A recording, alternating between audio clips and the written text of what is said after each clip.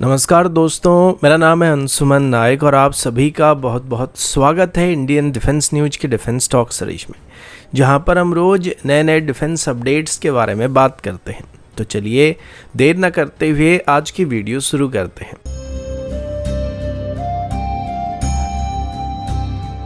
आज की पहली अपडेट पाकिस्तानी एयरफोर्स की J-10C फाइटर जेट की क्रैश की तरफ से है। अभी एक स्नैपचैट वीडियो सोशल मीडिया पर तेजी से सर्कुलेट हो रहा है, जिसमें सरगोदा एयरवेज पर कुछ क्रैश होता हुआ दिखाई पड़ रहा है। ये वीडियो रिपोर्टेडली 8 अगस्त 2025 को एक पाकिस्तानी यूज़र की तरफ से स्नैपचैट पर पोस्ट किया गया था और बाद में इंडियन यूजर्स की तरफ से इसको ट्विटर यानी कि वर्तमान की एक्स पर शेयर करना स्टार्ट किया गया था।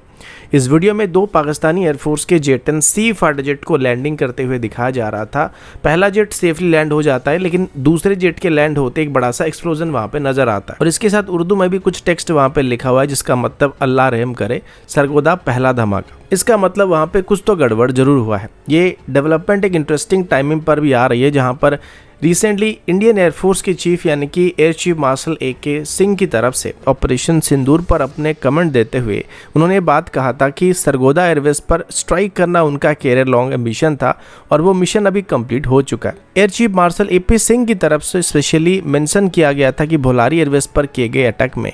पाकिस्तानी एयरफोर्स की एवक्स हैंगर को स्ट्राइक किया गया था और इसमें साब एवक्स के साथ साथ F-16 को भी डिस्ट्रॉय करने की बात की गई है। हालांकि उन्होंने सरगोदा स्ट्राइक को कंफर्म नहीं किया, लेकिन उनकी तरफ से जो बात बताया गया था कि सरगोदा पर स्ट्राइक करने का उनका एम पूरा हो चुका है, ये बात अभी स्पेकुलेशन को और तेज कर रहा है, क्योंकि उन्होंने क्लियरली अभी ये बात बता दिया है कि ऑपरेशन सिंदूर के दौरान पाकिस्तानी एयरफोर्स के 5 एयरक्राफ्ट को मार गिराया गया था, जो कि स्पेकुलेशन को और भी बढ़ाने वाला है कि सरगोदा में जो क्रैश हुआ था ये वीडियो वर्तमान का वीडियो या फिर ऑपरेशन सिंदूर के टाइम का वीडियो है। अब सवाल ये कि क्या ये एक एक्सीडेंट था या फिर एक टारगेटेड स्ट्राइक था जिसको इंडियन एयरफोर्स की तरफ से कंडक्ट किया गया था। अगर ये J-10C फाइटर जेट का लॉस है तो ये पाकिस्तान एयरफोर्स के लिए एक बहुत ही बड़ी चोट होने वाली, क्योंकि ये उनका सबसे एडवांस और सबसे मॉडर्न एयरक्राफ्ट था और ये एयरक्राफ्ट अभी लिमिटेड नंबर में पाकिस्तान के पास ही मौजूद है। अगर ये एक नॉर्मल क्रैश है तो ये एक्सीडेंटल क्रैश हो सकता है, लेकिन अगर ये पुराना वीडियो है तो ऑपरेशन सिंदूर के टाइम पर इंडियन एयरफोर्स की स्ट्राइक की वजह से एयरक्राफ्ट डाउन होने की पॉसिबिलिटी पूरी तरीके से अवॉइड नहीं किया जा सकता है।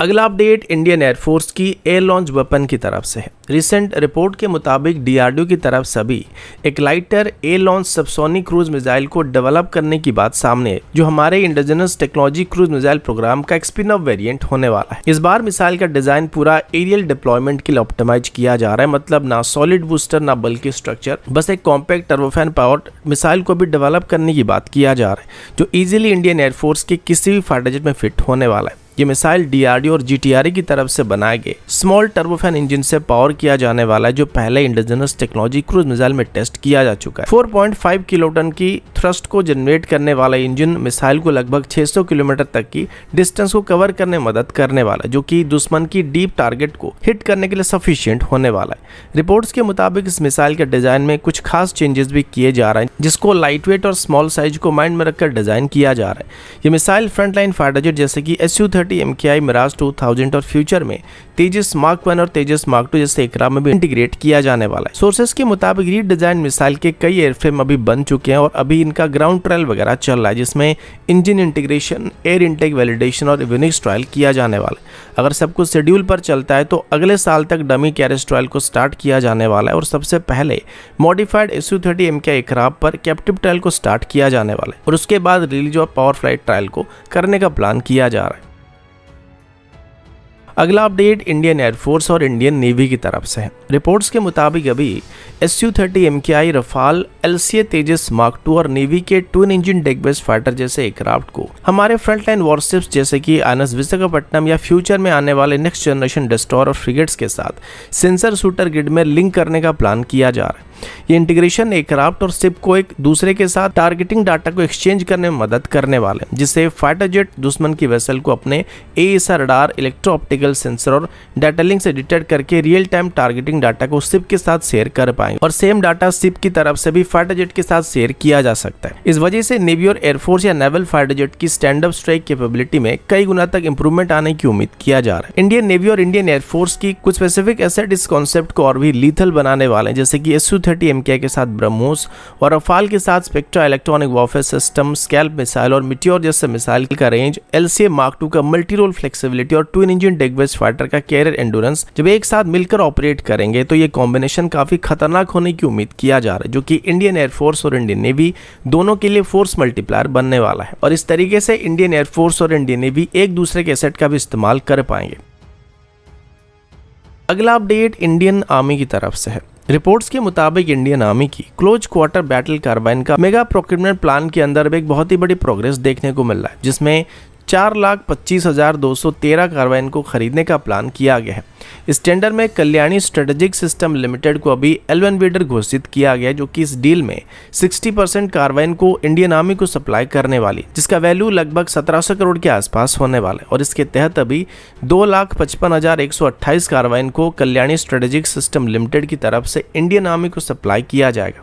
दूसरी तरफ अदानी डिफेंस को L2 बिडर बनाया गया, जिससे इस डील की बाकी 40% कार्बाइन का ऑर्डर मिलने वाला है और इसका वैल्यू करीब 1100 करोड़ के आसपास होने वाला है। और इसमें 1,70,085 कार्बाइन को अदानी डिफेंस की तरफ से इंडियन आर्मी को सप्लाई किया जाने वाला है। इस पूरे डील का वैल्यू लगभग 2,800 करोड़ के आसपास था, कि इंडियन आर्मी की RFI के मुताबिक स्टर्लिंग सबमशीन गन को रिप्लेस करने के लिए खरीदे जा रहे हैं। कल्याणी स्ट्रेटेजिक सिस्टम लिमिटेड, जो कि भारत फौज की सब्सिडियरी कंपनी है, DRDO की तरफ से डिजाइन किए गए ARD क्लोज क्वार्टर कार्बाइन का प्रोडक्शन करने वाली। ये इंडिजिनस 5.56 × 45 स्टैंडर्ड की carbine armament research and development establishment की तरफ से डेवलप किया गया था, जो लाइट वेट डिजाइन और इंसास राइफल की एमुनिशन कॉम्पैटिबिलिटी के लिए काफी पसंद किया गया है। दूसरी तरफ अदानी डिफेंस की तरफ जो ऑफर दिया गया था, उसमें गलील की एस क्लोज क्वार्टर कार्बाइन को सिलेक्ट किया गया, जो इजरायली वेपन इंडस्ट्रीज की कोलैबोरेशन में भी भारत में मैन्युफैक्चर किया जाने वाला है। यानी कि अभी इंडियन आर्मी में क्लोज क्वार्टर कार्बाइन की टेंडर के अंदर 2 डिफरेंट टाइप की कार्बाइन को इंडक्ट किया जाने वाला है, जिसमें एक DRDO की तरफ से डेवलप किया गया इंडिजिनस कार्बाइन होने वाला है, तो दूसरा इजरायली मेड गलील एस कार्बाइन होने वाला है। कुल मिलाकर ये प्रोक्योरमेंट एक बैलेंस्ड अप्रोच को दिखाता है, जहां एक तरफ इंडिजिनस डिजाइन को प्रमोट किया जा रहा है, तो वहीं दूसरी तरफ फॉरेन पार्टनरशिप का भी इस्तेमाल किया जा रहा है। कॉन्ट्रैक्ट का फाइनल कंफर्मेशन अभी पेंडिंग है और प्रोक्योरमेंट टाइमलाइन और डिलीवरी शेड्यूल वगैरह अभी डिटेल में बताया नहीं गया, लेकिन उम्मीद किया जा रहा है कि ये डील अभी इंडियन आर्मी की मॉडर्न कॉम्बैट रेडीनेस और डिफेंस तरफ लाइन्स दोनों को स्ट्रॉन्ग पुश देने वाला है। अगला अपडेट भी इंडियन आर्मी की तरफ से है। रिपोर्ट्स के मुताबिक अभी Hyderabad based precision engineering company Lokesh machine limited को डिफेंस मिनिस्ट्री की तरफ से एक बड़ी डिफेंस कॉन्ट्रैक्ट को दिया जाने वाला है, जिसका कॉस्ट अप्रोक्सीमेटली 17.68 करोड़ होने वाला है। ये ऑर्डर 7.62 स्टैंडर्ड की मीडियम मशीन गन यानी कि MMG के लिए मॉडिफिकेशन किट को सप्लाई करने के लिए दिया गया, जो कि अगले 12 महीनों के अंदर ही इंडियन आर्मी को डिलीवर किया जाएगा। 7.62 mm स्टैंडर्ड की मीडियम मशीन गन के बारे में बात करें तो ये एक belt feed medium machine gun है, जो इंडियन आर्मी में काफ़ी समय से इस्तेमाल किया जा रहा है। ये अपने high rate of fire, reliability और अडेप्टिबिलिटी के लिए जाना जाता है और हाई एल्टीट्यूड से लेकर डेजर्ट कंडीशन में ये बिना कोई दिक्कत के ऑपरेट कर सकता है। अब जो मॉडिफिकेशन किट को ऑर्डर किया जा रहा है, उसमें MMG की परफॉर्मेंस, रिलायबिलिटी और मेंटेनेबिलिटी में और सुधार आने की उम्मीद किया जा रहा है। ऑफिशियल डिटेल क्लासिफाइड है, लेकिन एक्सपेक्ट किया जा रहा है कि इसमें improved sighting system, better ergonomics और एडवांस मेटल का इस्तेमाल किया जाने वाला है, जिससे ड्यूरेबिलिटी और ऑपरेशनल एफिशिएंसी दोनों इंप्रूव होने वाला है। इस डील का सबसे खास बात यह कि ये आर्मी की इन्फेंट्री मॉडर्नाइजेशन प्लान का हिस्सा है और साथ ही इंडिजिनस मैन्युफैक्चरिंग को बूस्ट करने वाला है। लोकेश मशीन जो है वो 1983 से प्रिसिशन मशीनिंग टूल को मैन्युफैक्चर कर रहा है, साथ ही डिफेंस कंपोनेंट को भी मैन्युफैक्चर कर रहा है और अभी रिसेंटली आर्टिलरी सिस्टम में और स्मॉल आर्म की सेगमेंट में एंटर कर रहे हैं। अगला अपडेट इंडियन डिफेंस मिनिस्ट्री की तरफ से है। रिपोर्ट्स के मुताबिक डिफेंस मिनिस्ट्री की तरफ से अभी अपने पुराने चेतक और चीता जैसे हेलीकॉप्टर को रिप्लेस करने के लिए लगभग 200 के आसपास नई रिकॉनेंस और सर्वेलेंस हेलीकॉप्टर को खरीदने के लिए एक फ्रेश RFI को इशू किया जा रहा है। ये इनिशिएटिव इंडियन आर्मी और इंडियन एयरफोर्स दोनों के लिए इशू किया जा रहा है, जिसका मेन गोल उनकी ऑपरेशन कैपेबिलिटी को मॉडर्नाइज करने का होने वाला है। चेतक और चीता जैसे हेलीकॉप्टर का डिजाइन फ्रेंच ऑरिजिन अच्युत 3 पर बेस्ड है और ये पिछले कई दशकों से इंडियन आर्म्ड फोर्सेस के फ्लाइट हेलीकॉप्टर ऑपरेशन का बैकबोन रहे हैं, लेकिन अभी इनका एयरफ्रेम काफी पुराना हो चुका है और लिमिटेड कैपेबिलिटी की वजह से मॉडर्न बैटलफील्ड की रिक्वायरमेंट को पूरा नहीं कर पा रहा। इसीलिए अभी नए रिकॉनेंसर सर्वेलेंस हेलीकॉप्टर फ्लीट से high altitude mission, border surveillance और रिकॉनेंस मिशन में बहुत ज्यादा ऑपरेशनल फ्लेक्सिबिलिटी मिलने की उम्मीद किया जा रहा है। RFI के हिसाब से नए हेलीकॉप्टर में advance avionic, better payload capacity और कटिंग एज सेंसर सूट होना चाहिए, जो रिकॉनेंस डिफेंस और सर्वेलेंस मिशन के लिए काफी जरूरी होने वाले। ये हेलीकॉप्टर खास करके हिमालयन जैसे चैलेंजिंग टेरेन में इंटेलिजेंस गैदरिंग, टारगेट एक्विजिशन और हमारे सिचुएशन अवेयरनेस को बूस्ट करने के लिए इस्तेमाल किए जाने वाले और मेनली हमारी लाइट यूटिलिटी डिमांड को पूरा करने वाले हैं। तो दोस्तों अभी के लिए इतना ही, मिलता हूँ आपसे अगले वीडियो में, तब तक के लिए जय हिंद, वंदे मातरम।